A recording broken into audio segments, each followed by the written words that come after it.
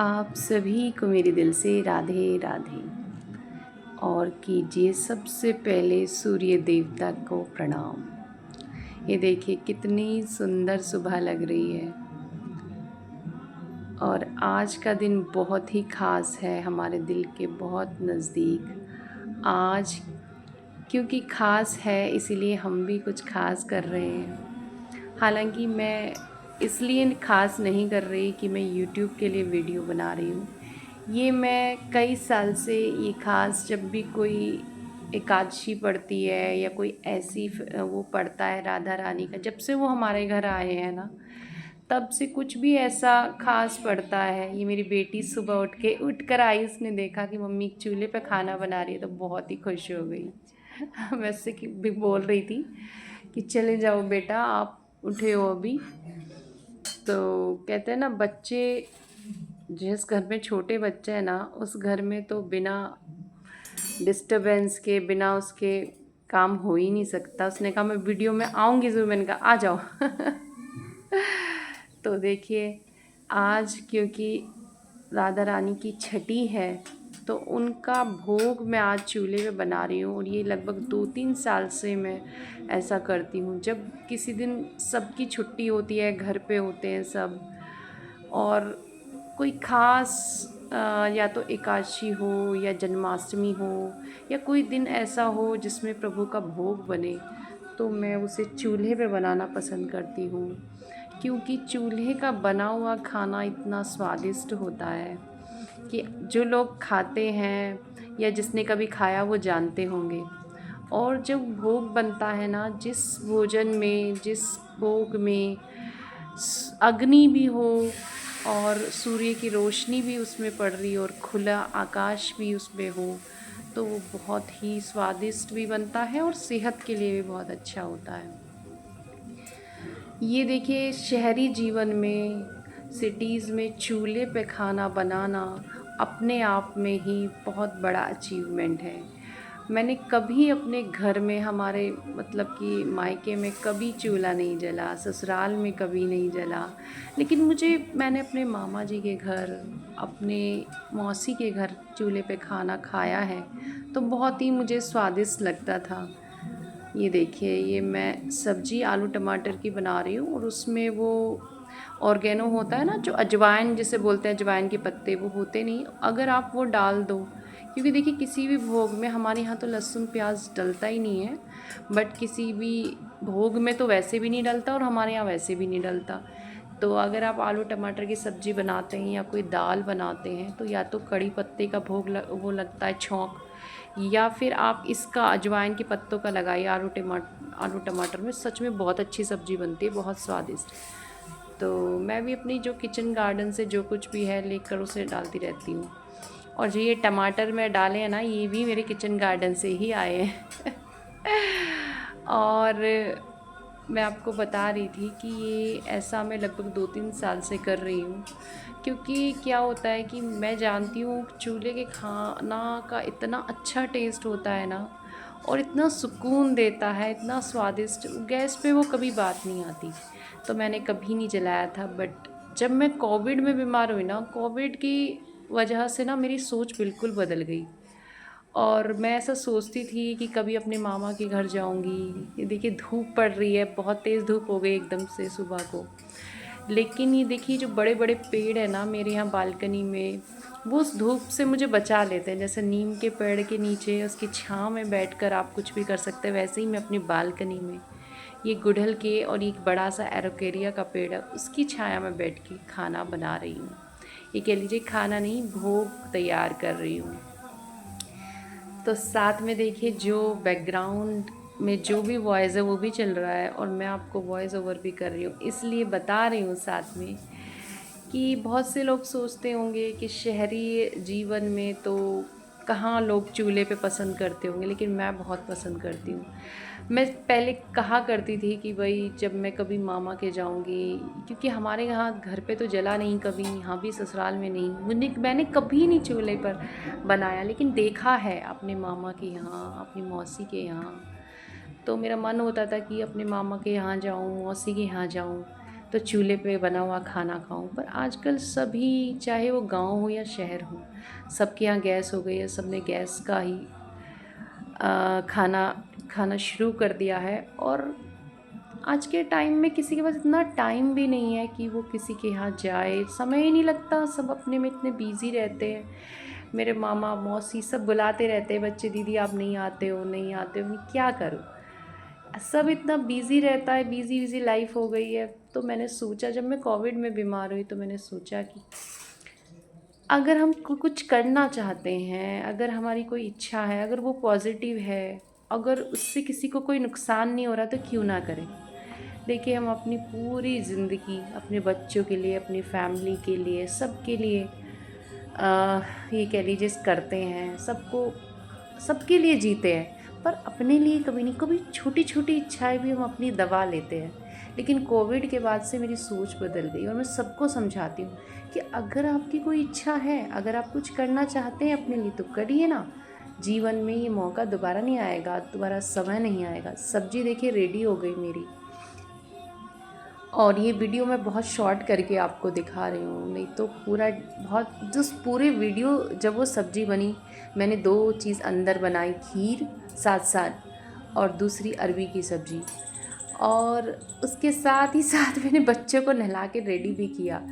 और क्योंकि मैंने बहुत शॉर्ट करके दिखाया, देखिए अब मैंने कढ़ाई में तेल भी चढ़ा दिया, और अब मैं बनाऊँगी पूरी। जो घर में बच्चे होते हैं ना, जब वो देखते हैं, मतलब घर में काम करते हुए या जो भी घर में चलता है उसको, तो बच्चे भी ज़रूर उसमें पार्टिसिपेट करते हैं। जैसे मैं बना रही थी ना, मेरे दोनों बच्चे बोले, मम्मी हम अब आपकी हेल्प करेंगे। मैंने कहा नहीं बेटा, आप, मुझे डर लगता है कहीं चूल्हे पे कुछ नहीं, आप रहने दो। और बेटी नहीं मानी, बेटी बोली नहीं मम्मी मैं ज़रूर हेल्प करूँगी आपकी, ज़रूर। वो फिर रोने लगती है। मैंने कहा ठीक है आ जाओ।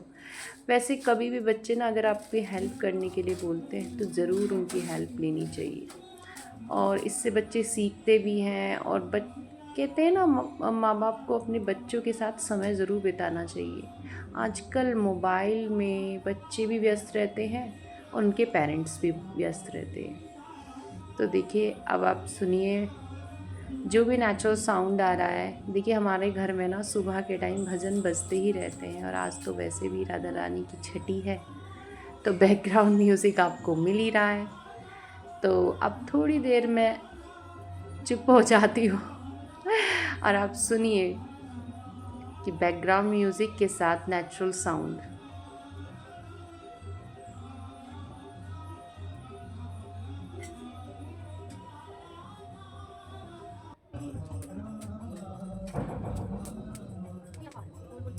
देखिए मेरी बेटी आ गई है, और इसका मुंह बन रहा था कि मैं इसे मना कर रही थी ना कि बेटा मत आओ मत आओ, पर वो अब लोई बना बना के रख रही है।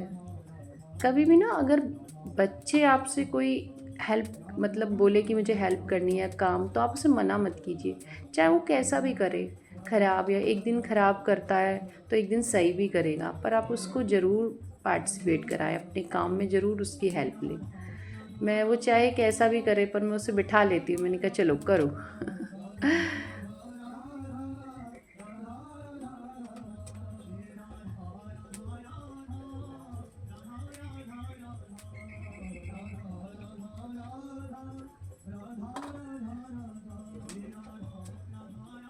देखिए शहरों में ना किसी भी लकड़ी या ईंधन का, मतलब इसको कलेक्ट करना सबसे चैलेंजिंग काम है, सबसे टफ़ काम है।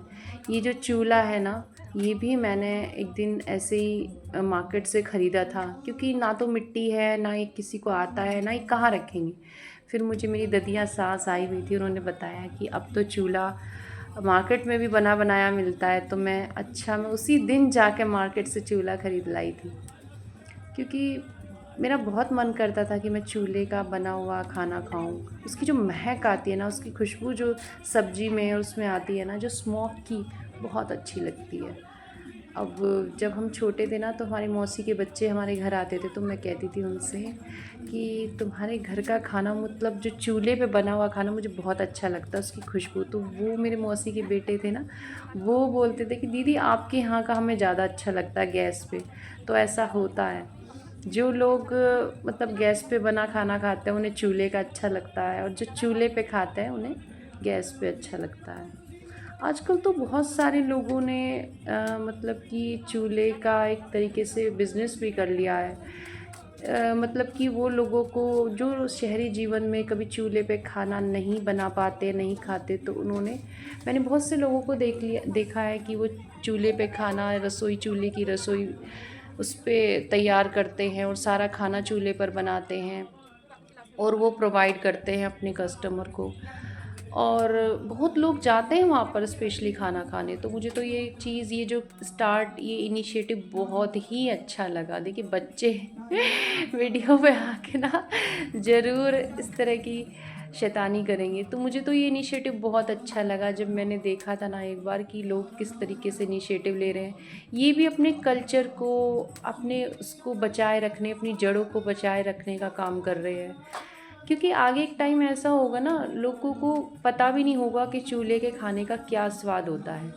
मुझे लगता है शायद जो चीज़ मैं अपने बच्चों के लिए कर पाऊँ ना, शायद मैं उन्हें बता पाऊँ कि चूल्हे का ये स्वाद होता है। अगर मैंने ऐसा नहीं किया तो शायद वो अपनी लाइफ में जान भी नहीं पाएंगे कि चूल्हे के खाने का क्या स्वाद होता है। अब देखिए मैंने पूरी भी बना ली, सब्जी भी बना ली है, और अंदर भी मेरा खाना तैयार हो गया है।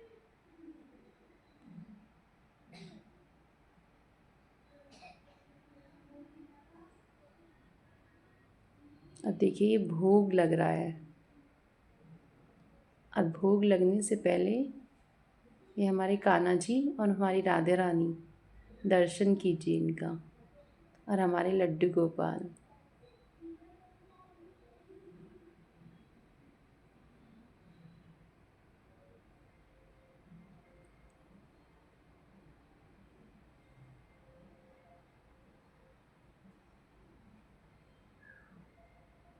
ये जो पान है ना, ये भी हमने घर में ही तैयार किया है। अब आप जिस खूबसूरत जगह पर खाना बन रहा था वहाँ का नज़ारा देखिए।